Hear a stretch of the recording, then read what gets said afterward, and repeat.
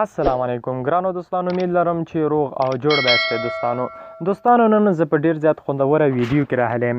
ویډیو د دې په اړه ده که چیرته زموږ د فیسبوک فاسورډ ایمیل یا نمبر، یعنی دا دواړه زموږ فاسورډ او ایمیل چې دی یو چاته معلوم وي، نو بیا به او که یو چاته موږ خپل فاسورډ او ایمیل ورکړو، بیا به هغه هم نشي کولی چې زموږ ایډي چې خلاصه کړه، یعنی هیڅ په صورت به نشي کولی چې هغه زموږ ایډي خلاصه کړه که چیرته زموږ ایډي نمبر او فاسورډ هغه ته معلوم هم وي. نو دغه طریقه تاسو را سره تر پایه پورې وګورئ. دا داسې کېږي چې هر ځل به تا ته نوټیفیکیشن را درومي چې آیا پلانکی کس غواړي چې ستا ایډي خلاصه کړه، آیا ته اجازه ورکوي او که نه، بیا ستا خوا ده چې نو کوي او که یس کوي. نو دغه ویډیو یوازې ستاسو لپاره ده، ویډیو را سره تر پایه پورې وګورئ. نو دوستانو په لومړیو کې په ډېر زیات په درنښت باندې هیله کوم چې ستاسو په سبسکرایب باندې هیڅ نه کېږي او سبسکرایب ما ته دا وړتیا راکوي چې له دې نه ښایسته ښایسته ویډیوګانې ستاسو ته چمتو کړو. نو په ډېر زیات په درنښت باندې هیله کوم په دې سبسکرایب اپشن چې تاسو وینئ په دې باندې کلیک کړئ او په خوا کې کوم دا د بیل یا د ګیټي نشان راوځي په دې باندې کلیک کړئ او په حال باندې کلیک وکړئ. دوستانو که چېرته مو ویډیو لایک کړي نه وي نو مهرباني وکړئ ویډیو لایک کړئ، نور ستاسو سره شیر کول غواړئ په دې شیر اپشن باندې کلیک وکړئ. دوستانو را درومو ویډیو شروع کوو. نو دوستانو تاسو به هر څه نه مخکې خپل فیسبوک ور خلاص کړئ. کله مو چې فیسبوک خلاص کړه په دې کونج کې کومې درې نشانې دي په دې باندې به تاسو کلیک وکړئ. کله مو چې دې باندې کلیک کړه لاندې به راشئ، دلته لیکلي سیټینګ ان پرنسي دا غټ په نشان کې دوستانو تاسو وینئ، په دې باندې به تاسو کلیک وکړئ. دوستانو کله مو چې دلته لیکلي فرنسي شارټ کټس په دې باندې به تاسو کلیک وکړئ. دا دویم اپشن باندې سیټینګ نه به تیر شئ، دې نه په دې باندې به کلیک وکړئ. کله مو چې کلیک کړو لږ صبر به ورته وکړئ تر څو دغه مینو هم موږ ته خلاصه شي.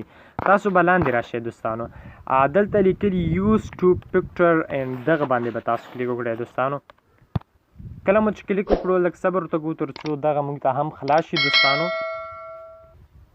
نو کله چې دا خلاص شو دلته لیکلي چې ټکسټ میسیج سیم، نو دلته به تاسو خپل سیم یا نمبر به تاسو راچئ، دلته به تاسو کلیک وکړئ.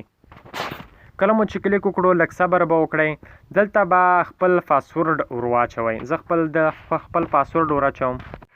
دغه دوستانو ما خپل پاسورډ ور واچو او دا مې کنفرم کړ. دلته به خپل موبایل نمبر ورکړئ، هر یو نمبر چې تاسو ورکوئ. زه نمبر ورکوم 02828، زه به نمبر ورکړم. دغه دی دوستانو ما خپل نمبر ورکړو. نو په کنفرم باندې به کلیک وکړئ.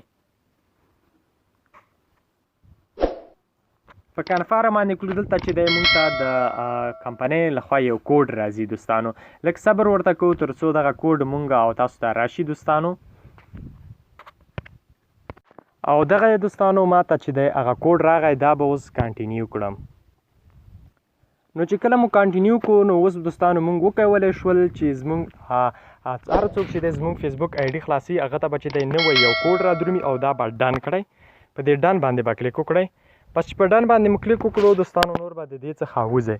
نو دوستانو په دې طریقې سره تاسو وکولی شول که چیرته ستاسو د فیسبوک ایډي نمبر او پاسورډ هر چاته معلومي، هغه به نشي کولی چې ستا ایډي خلاص وي. هر ځل به هغه ته چې دی د MTN کمپنۍ یا هر یو نمبر چې وي له هغه ځای نه به نوی کوډ ورته راځي او هغه کوډ به ورکوي. دغه کوډ په واسطه بیا کولی شي چې دې ته ور داخل شي. نو په دې هیله دوستانو ویډیو مو خوښه شوي، که ویډیو مو خوښه شوي حتما در سره لایک او شیر کړئ. میراج خان ټیکنیکل یوټیوب چینل حتما سبسکرایب کړئ. مننه، خوشحاله اوسئ.